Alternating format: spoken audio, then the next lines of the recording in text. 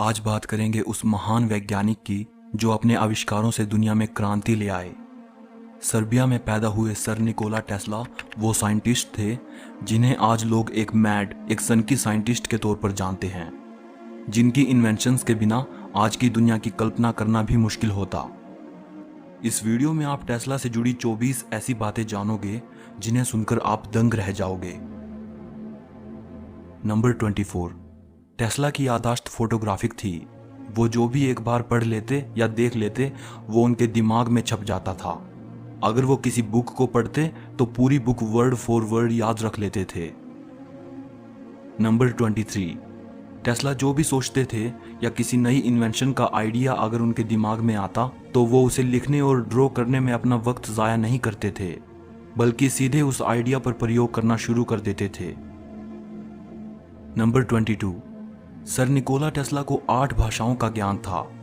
English, French, चेक, Serbo Croatian, German, Hungarian, Latin और Italian. Sir Tesla इन सभी भाषाओं को बोल लेते थे। नंबर 21। टेस्ला को अगर किसी नए आविष्कार का आइडिया आता तो उस इन्वेंशन को वो पूरे तरीके से अपने दिमाग में तैयार कर लेते थे। पूरी सटीकता के साथ इन्वेंशन के सभी पहलू, यानी उसका आकार क्या होगा, उसका माप, उसकी लंबाई चौड़ाई क्या होगी, सभी आयामों की तस्वीर उनके दिमाग में तैयार हो जाती थी। यहाँ तक कि उस प्रोजेक्ट पर काम शुरू करने से पहले ही उसका अंतिम रूप भी उनके दिमाग में तैयार हो जाता था। इसे पिक्चर थिंकिंग कहा जाता है। नंबर 20। टेस्ला की मदर ड्यूका टेस्ला पढ़ी लिखी नहीं थी, लेकिन वो गजब की कारीगर थी। वो हाथों से मशीनी औजार और घरेलू साज सामान बनाने में माहिर थी। वो धागों से हर तरह की कलाकारी कर लेती थी। टेस्ला अपनी फोटोग्राफिक मेमोरी और क्रिएटिव एबिलिटीज का क्रेडिट अपनी मां को देते थे और कहते थे कि यह प्रतिभा उन्हें विरासत में मिली है। नंबर 19। स्कूल के दिनों में टेस्ला अपने दिमाग में ही मैथ की मुश्किल से मुश्किल कैलकुलेशन करने में माहिर थे। वो दिमाग में ही इंटीग्रल कैलकुलस कर लेते थे। उनके टीचर्स को लगता था कि टेस्ला चीटिंग करते हैं। नंबर 18। एक दिन टेस्ला जब अपनी लैब में काम कर रहे थे तो उनके रिसीवर में उन्होंने कुछ असामान्य सिग्नल्स को देखा।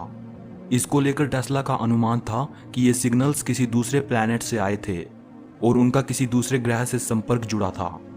टेस्ला ने इस बात का जिक्र दिसंबर 1899 को एक रिपोर्टर को लिखे अपने लेटर में भी किया था। नंबर 17। 1934 में टेस्ला ने रिपोर्टर्स को बताया कि उन्होंने एक ऐसा महा हथियार डिजाइन किया है जो सभी युद्धों को खत्म कर देगा, जिसे डेथ रे कहा गया। टेस्ला ने बताया कि ये एक रक्षात्मक हथियार है। इसे देश के बॉर्डर पर लगाया जा सकता है और दुश्मन सेना और उनके एयरक्राफ्ट को देश की सीमा में घुसने से पहले ही मार गिराया जा सकता है। टेस्ला ने अपनी जिंदगी के दौरान इस बारे में कभी नहीं बताया कि यह सुपर वेपन कैसे काम करेगा। नंबर 16। टेस्ला ने आजीवन शादी नहीं की। टेस्ला कहते थे कि उनका ब्रह्मचर्य उनकी वैज्ञानिक उपलब्धियों में मददगार रहा है। बाद के सालों में टेस्ला ने एक रिपोर्टर से बात करते हुए ये कहा था कि कई बार वो ये महसूस करते हैं कि शादी ना करके उन्होंने साइंस के लिए एक कुर्बानी दी है। नंबर 15। टेस्ला का जन्म सर्बिया के एक धार्मिक परिवार में हुआ था। उनके पिता एक पादरी थे और वो चाहते थे कि टेस्ला भी पादरी बने, लेकिन टेस्ला को इसमें दिलचस्पी नहीं थी। नंबर 14। 17 की उम्र में टेस्ला को हैजा हो गया। कई बार ऐसा हुआ कि वो मरते मरते बचे। 8 से 9 महीने के लिए वो बिस्तर पर ही पड़े रहे। टेस्ला के फादर, जो कि उन्हें पादरी बनाना चाहते थे, निराशा के पलों में उन्होंने टेस्ला से वादा किया कि अगर वो इस बीमारी से निजात पाते हैं तो वो उन्हें बेस्ट इंजीनियरिंग स्कूल में भेजेंगे। टेस्ला स्वस्थ हुए और उनके पिता ने अपना वादा पूरा किया। नंबर 13। बचपन में टेस्ला को उनकी जिंदगी की बीत चुकी घटनाओं के दृश्य बार बार उनकी आंखों के सामने आते थे। मतलब बीत चुकी घटना फिल्म की तरह उनके दिमाग में चलती थी। नंबर 12। जब दुनिया संचार के बारे में ज्यादा सोच भी नहीं रही थी, उस वक्त टेस्ला वायरलेस कम्युनिकेशन की बात कर रहे थे। वो अपने टाइम से बेहद आगे थे। वायरलेस टेक्नोलॉजी से जुड़ी उनकी डिस्कवरीज की वजह से ही आज स्मार्टफोन्स का वजूद पॉसिबल हो पाया है। नंबर 11। 1896 में एक पब्लिक इवेंट में टेस्ला की मुलाकात स्वामी विवेकानंद से हुई थी। 13 फरवरी 1896 को अपने किसी दोस्त को लिखे एक लेटर में स्वामी विवेकानंद ने इस बात का जिक्र किया था। दोनों की इस टॉपिक पर बात हुई थी कि कैसे टेस्ला के एनर्जी को लेकर आइडियाज वेदांतिक कॉस्मोलॉजी से काफी मिलते हैं। नंबर 10, टेस्ला ने एक रेडियो कंट्रोल नाव बनाई थी जो रिमोट से चलती थी। रेडियो कंट्रोल सिस्टम में रेडियो द्वारा ट्रांसमिट किए गए सिग्नल से डिवाइस को रिमोटली कंट्रोल किया जाता था। टेस्ला अपना ये आइडिया यूएस मिलिट्री को बेचना चाहते थे कि वो इसका इस्तेमाल युद्ध में रेडियो कंट्रोल्ड टोरपेडो के रूप में कर सकते हैं, लेकिन यूएस मिलिट्री ने इसमें इंटरेस्ट नहीं दिखाया।